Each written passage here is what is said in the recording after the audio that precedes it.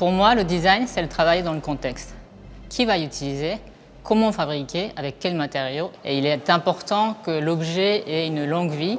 Et pour ça, il faut que ça soit bien dessiné et bien fabriqué avec des matériaux appropriés à l'usage. Alors, travailler avec des designers qui ont déjà un esprit d'éco-conception, c'est bien, mais ce n'est pas forcément clé pour commencer. D'ailleurs, l'ensemble de nos designers, on les a formés à ce que c'était l'éco-conception de manière assez simple.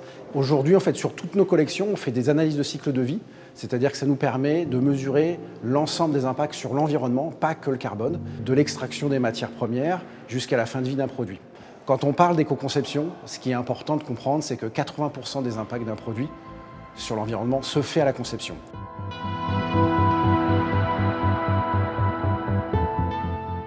La collaboration avec Noma, c'était la première fois que nous avons eu un bilan environnemental concret. Prenons la finition en plastique recyclé de produits yaourt. Cette chaise est fabriquée avec les matières recyclées à la hauteur de 95,6% et 100% recyclable. Pour que ça soit recyclable, il faut que toutes les pièces soient détachables.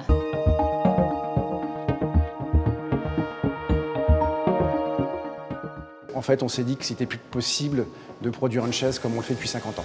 Pour nous, le faire différemment, c'était pas juste changer le design ou changer la forme ou la couleur, c'était en fait vraiment prendre en compte les impacts d'un produit sur son environnement. Tout en proposant en fait un produit aussi confortable, aussi bien dessiné que les autres marques.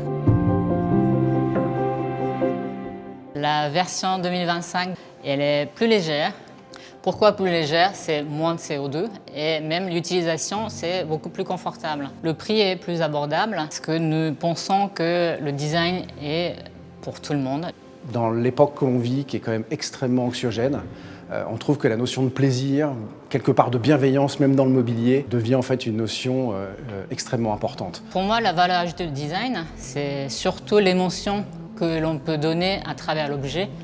Et si l'objet que nous dessinons permet de faire rêver l'utilisateur dans son quotidien, je pense que nous avons réussi notre travail.